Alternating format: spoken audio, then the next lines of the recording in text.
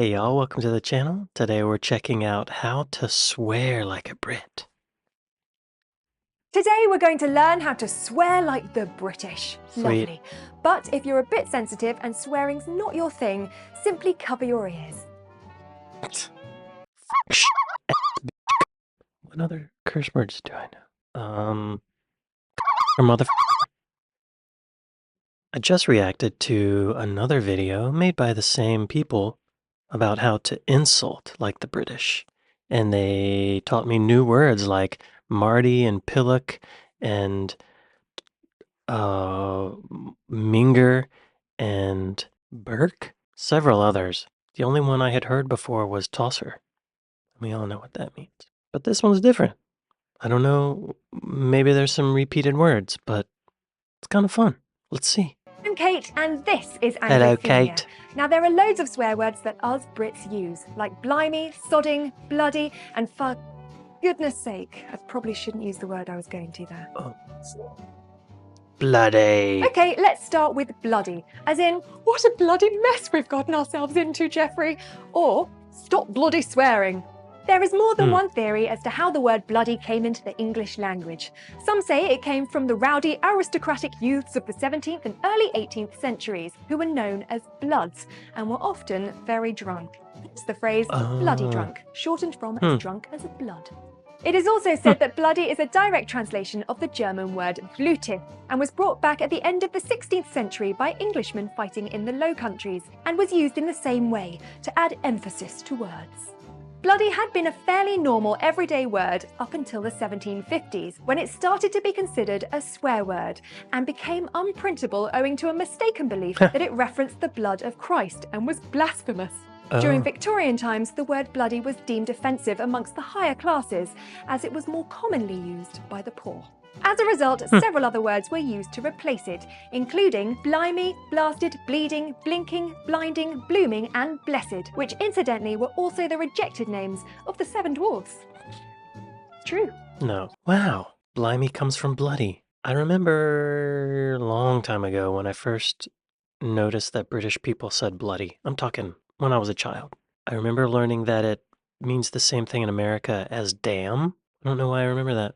But in terms of the level of offensiveness, it's like saying damn. With an N at the end. Let me just look up bloody. Bloody. Covered, smeared, or running with blood. Involving or characterized by bloodshed or cruelty. There's a bloody.com. Bloody.com. Oh, they make keyboards. Bloody. Give me the definition. Right. Ah, here we go. Used to express anger, annoyance, or shock, or simply for emphasis. Unpleasant or perverse. Bloody hell. Used to express anger, annoyance, or shock. Bloody hell, what was that? Wow, look at this use over time. In the 1800s, they said it a lot. In the 60s, they kind of stopped saying it. And now recently in 2019, it's more popular again. People saying bloody hell. Bloody hell. Right. Anyway, it is fun to say. I have to give it that. Bollocks! My favourite swear Testicles. word is bollocks, which is a modern version of the Anglo-Saxon word ballocks, which had the same meaning.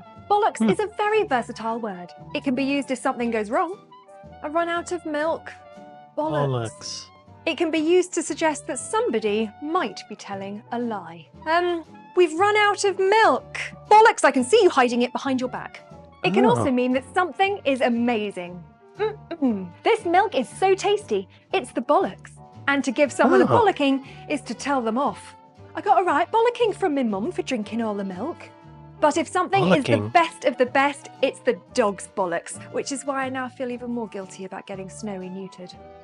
The origins of this phrase are rather vague, although my favourite theory suggests that it comes from the phrase, it sticks out like the dog's ballocks, meaning something which is obvious and therefore clearly stands out from the rest. Or in my humble opinion, it could just boil down to the sheer enthusiasm a dog has for its own bollocks. Right, bollocks. So I think bollocks means testicles. Right? It's interesting. She said it could be used a lot of different ways as a negative thing, a positive thing. It could also mean bullshit. Many meanings. It is a fun word to say. Bollocks. Bollocks. We have Now, that there is word. often some confusion between the Americans and the Brits when it comes to the word pissed. In the US, it can generally mean that someone is angry, whereas Right. in the UK, it can mean so much more. Allow me to elaborate. Thought it To be meant drunk. pissed means to be drunk. To be Okay. on the piss means to be out, getting drunk. Telling someone to piss Oh. off means they should go away, but to be pissed off has the same meaning as it does in America, Oh, which is okay. to be annoyed with someone. To piss about is to be silly or mess around, and to take the piss out of someone is to make fun of or tease them. I'm proper pissed off with Paul for going out on the piss with Peter and Pablo, getting pissed in the pub and then pissing around until past his bedtime. I have to tell him to piss off when he comes home pissed, and it's impossible not to take the piss out of him the next morning. Got it?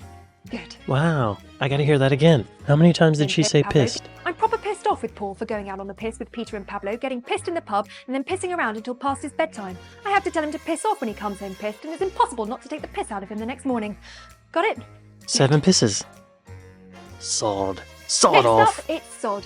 Now, a piece of sod is commonly known as a piece of soil with grass on it. Yeah. But like bollocks, it's a rather versatile curse word. Team it with off, and you can tell someone to go away. As in, will you just sod off? Heard A that. person can also be a sod, as I in, like your little will you just smile there. will you just sod off? A person can also be a sod, as in, that inconsiderate sod nearly revealed the ending of Game of Thrones season 4. Sod. Sodding can be used to add emphasis to a word, generally to negative effect. As in, has anyone seen my sodding glasses? Sod it is an exclamation of frustration and is often used instead of stronger, more offensive words. Like Sod all means hardly anything, a bit like when the Brits leave a tip in a restaurant. It's usually sod all. Sod's law oh. is the rule that when something can go wrong, it will. It's a drearier, more pessimistic and generally less upbeat version of the American Murphy's Law. Well, Murphy's. what did you expect from us Brits? A cheery, sunny outlook on misfortune? Yeah, it's never going to happen. But when Sod's Law graces you with a heap of well-timed bad luck, you now have a plethora of new profanities to shout.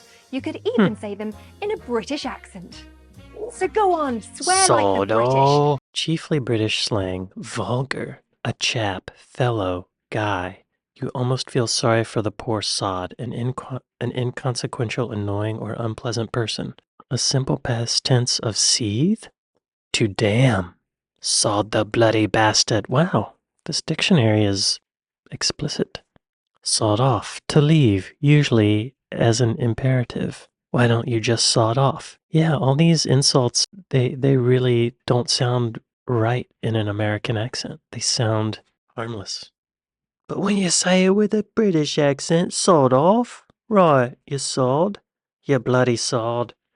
It sounds scary. Bollocks is my favorite one because it means balls, and it could be good or bad. Bollocks. What a great word. Bollocks. So go on, swear like the British. Swearing has been scientifically proven to ease pain and can even help Oh, people bond. So really? with that in mind, you should probably sod off. But said with hugs. Cube. Cursing is fun. You mardy sods. You mardy wanker bollocks spellings. Sod off with your piss taking minga breath bollocks. I gotta practice this. It's not very good. Anyway, thank y'all for watching this with me, and I'll see you next time. Later.